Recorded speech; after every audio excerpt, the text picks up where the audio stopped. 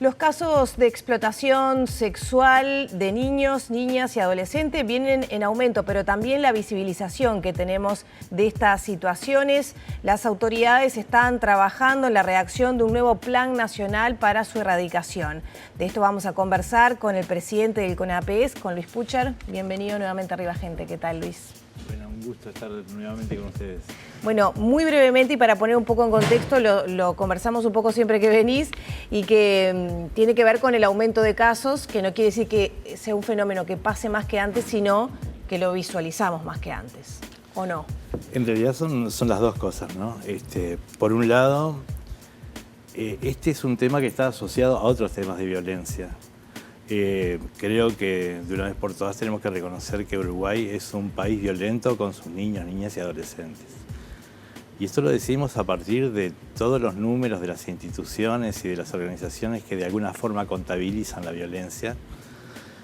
Y así como poseemos desde la década de los 60 una pobreza estructural en la infantilización de ella, también los números que da el CIPIAB, los números que da CONAPES, los números de las distintas organizaciones que, como decía, contabilizan la violencia, están creciendo año a año.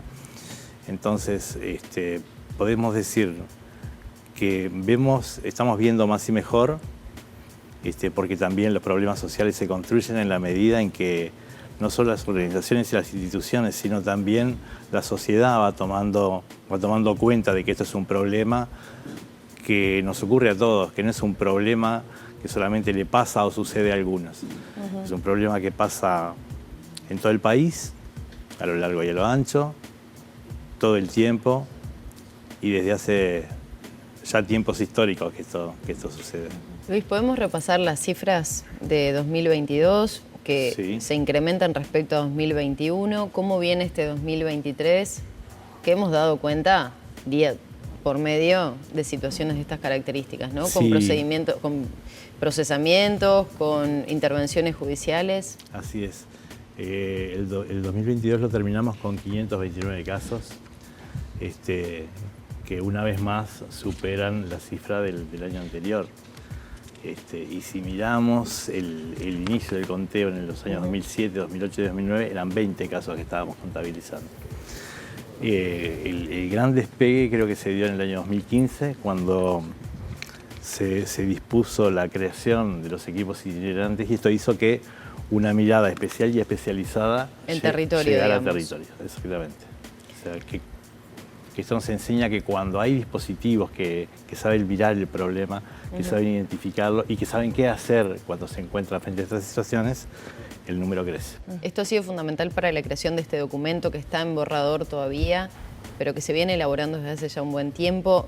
¿Por qué líneas de trabajo va, sobre todo? Porque me imagino que no es solo contabilizar casos, sino erradicar en lo más posible. Parece una utopía decir que se puede erradicar en definitiva, pero sí por lo menos ir en esa línea. Exactamente, es un nombre muy ambicioso, pero sobre todo fijándose que lo que tenemos enfrentando la política pública es, por un lado, un sistema económico y social que sigue excluyendo gente, grandes sectores de la población, y por otro lado un sistema de lenguaje que naturaliza, invisibiliza y hasta justifica estas situaciones de abuso en base a las líneas más esenciales del patriarcado, pero que se expresa en estas cosas. O sea, esa premisa patriarcal de que los hombres por serlos pueden disponer del cuerpo de las mujeres, de los niños, de los adolescentes, de las masculinidades no homogéneas.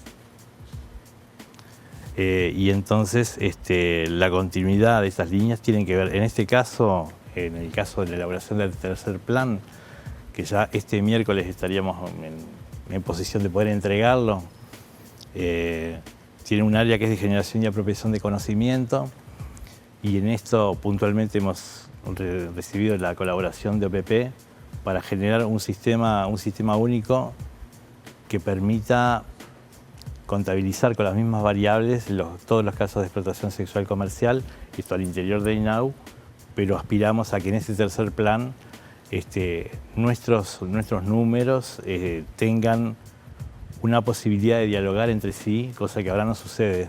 O sea, un observatorio unificado, digamos. Algo así, en base a una herramienta que de alguna forma explicite qué es lo que estamos mirando y de qué estamos hablando cuando decimos un número.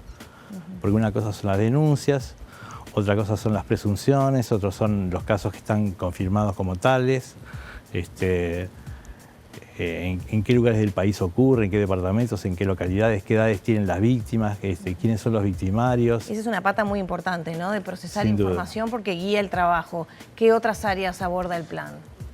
Tenemos un área que continúa lo que es una línea ya histórica de CONAPES, que tiene que ver con la capacitación y formación de todos los operadores de las instituciones y de la sociedad civil organizada. Salud, educación, me imagino que va un poco por ese lado, ¿no? Que son quienes pueden llegar a detectar por no tener el ojo puesto, como los casos de violencia, ¿no? Esto es una forma pero muchas veces son los que pueden llegar a detectar. Sin duda, son la primera mirada sobre el problema. La salud, la educación, bueno, el Ministerio de Educación y Cultura, el Ministerio del Interior, el Ministerio de Turismo, la UDELAR, UNICEF, el Instituto Interamericano del Niño, la Oficina Internacional para las Migraciones, todas integran el CONAPES, lo mismo que la Asociación Nacional de ONGs. Por eso es un área intersectorial que precisamente intenta nuclear y expresar en este plan todas las miradas de esta primer línea de identificación y abordaje. Ahora, Luis, cuando uno a veces repasa las penas que se imponen a personas que cometen este tipo de delitos, que son aberrantes, ¿no? Muchas veces son sus propios hijos que terminan siendo explotados por sus progenitores. ¿Las penas son acordes? ¿O en eso también hay que trabajar a nivel país? Siempre tenemos que seguir trabajando, seguir profundizando. Nuestro país no está desprovisto de leyes sobre el tema. Creo que la ley 17.815 y la última ley 19.643 de explotación y trata dan cuenta del problema, pero hay dos asuntos ahí que hay que resolver. Las leyes no abarcan toda la complejidad del problema. Por ejemplo, lo que tiene que ver con las tecnologías de la información y la comunicación. Hoy las plataformas son el escenario esencial y fundamental para la captación, sobre todo de niños, niñas y adolescentes, y ahí creo que tenemos un vacío que hay que llenar necesariamente. ¿El plan contempla esa área? Tenemos un área que tiene que ver con promoción de derechos y sensibilización, y precisamente tiene como norte esto de poder ser interlocutor con los tomadores de decisiones para que estas modificaciones se realicen. Ahora, es Luis, una área fundamental. Fuimos parte, por ejemplo, de esta ley, la 19.643, fuimos parte de su redacción. En realidad, lo que era antes la mesa de trata es de donde salió el primer borrador, digamos, de lo que después fue una ley. Es parte de las tareas. En las últimas horas ha sido uno de los centros de la atención la denuncia que realiza esta militante nacionalista Romina Celeste hacia un senador de la República. Digo, más allá de quien sea, es un senador de la República. También cuando uno repasa ese relato, ¿no? De que tenía 13 años, que fue captado, porque muchas veces bueno, pero se prostituía desde muy pequeño, la culpa pasa a ser de la persona. Todas estas denuncias deben ser investigadas. Los protocolos son acordes a las situaciones. Digo, por la investidura ¿no? Que estamos hablando de un senador. Hay como muchas hay preguntas. como muchas preguntas, pero digo, hay alguna más que es el derivaciones. tiempo que pasa entre Claro. que se dieron los hechos y la denuncia, ¿no? Que siempre entra en cuestionamiento. Bueno, arranco por esto último. Bien. Y después me van ayudando a que me acuerde. Un niño, un adolescente que es víctima de explotación sexual comercial entra en una suerte o una desgracia de un estrés postraumático complejo. Esto hace que muchas veces ese dolor que destruye al sujeto en su subjetividad, en su capacidad de ser una persona, ya que fue de alguna forma devenido en cosa, en mercancía, a veces eso genera un silencio para siempre. Nunca más lo puede hablar, nunca más lo puede decir, nunca más lo puede contar. En otros casos, el daño se expresa no solamente en daños psicológicos, sino también físicos. Y básicamente una inhabilitación para el relacionamiento con el colectivo, con su comunidad. Entonces, este aspecto de poder denunciar muchas veces está atado también a los apoyos que esa persona tenga para poder realizar una denuncia. Y esto es como fundamental dos aspectos. Uno, y lo decimos siempre cuando son niños, creerle al niño que está en una situación de explotación o que está en una situación de abuso, e inmediatamente brindar apoyo, como los dos primeros aspectos, porque en estas relaciones a veces son las personas que tienen que cuidar, que tienen que proteger, las mismas que están vinculadas a la situación de explotación. Entonces, eso también estraga al sujeto. Claro. Porque genera, desconfianza frente al mundo adulto. Claro, pero si son tus propios padres muchas veces, claro, si no podés confiar en tu madre o tu padre, ¿en quién podés confiar? Imagínate las contradicciones internas que eso te genera. Y entonces, viene la contradicción, ¿no? Pues si es tan terrible, ¿por qué no lo denuncia? Y esto nos lleva a otra parte de la pregunta que tenía que ver con esta de se prostituyen. En realidad son prostituidos. En una relación entre un adulto y un niño o un adolescente, el ofensor siempre es el adulto.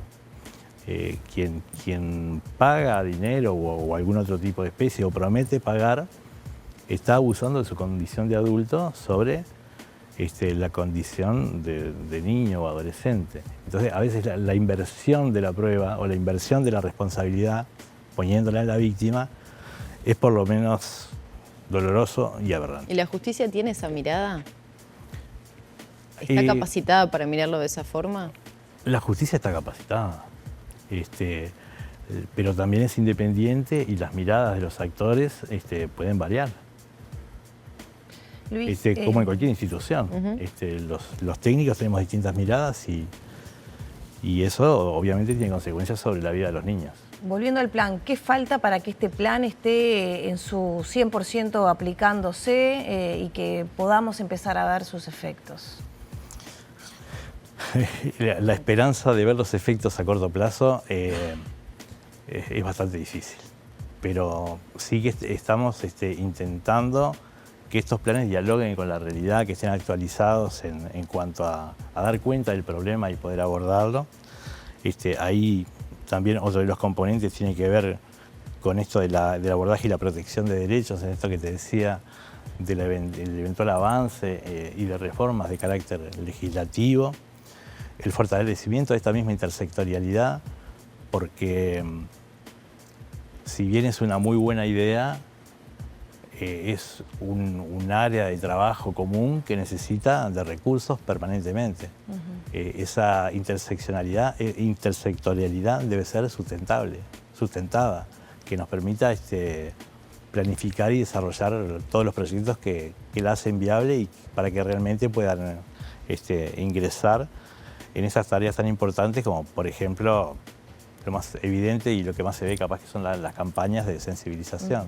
Los centros que abrió el INAU, abrió uno y va a abrir otro, ¿forman parte de esta mirada? Es parte de uno de los, de uno de los componentes, sobre todo el de abordaje y protección de derechos. Este año se van a reformular los equipos itinerantes, se va a pedir que a las ONG que se presentaron al llamado se les pidió que los técnicos estuvieran radicados en territorio para evitar el tiempo que pasaba entre una visita y otra y también la atención directa de estos equipos especializados que antes lo que hacían era orientar a los equipos locales en las estrategias a seguir en cada caso. Pero es fundamental ese acompañamiento, aunque sea por algunas horas, porque decían, hay lugares donde se requiere que esté por algún tiempo, pero otros que harían como un pasaje de algunas horas nada más.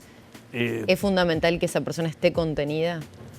Siempre, porque nuevamente, ¿no? el nivel del daño que sufren las víctimas necesita de un trabajo muy cuerpo a cuerpo. Un trabajo técnico, un trabajo de empatía, un trabajo que construya junto a la víctima una posibilidad de salida. salida de esa situación de ser considerada una mercancía. Luis, y quisiera, ya estamos llegando al final de la entrevista, preguntarte en tu calidad de profesional, de estudioso de este tema, de tu trayectoria. Todos nos horrorizamos con el video del Dalai Lama besando a un niño en la boca, intentando hacerlo y pidiéndole a ese niño que chupara su lengua.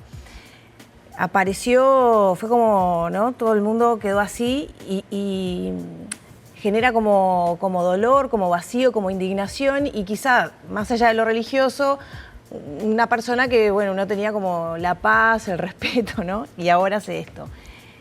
Me sale preguntarte, ¿qué le pasa a los hombres? Especialmente a los hombres, ¿no? ¿Qué pasa? Si yo tuviera la respuesta, sería fantástico. Bueno, pero seguro explorás alguna respuesta más fina que yo. Nos pasa el patriarcado, nos pasa el uso y el manejo del poder, nos pasa la ruptura del principio de realidad a favor del principio de placer, y de alguna forma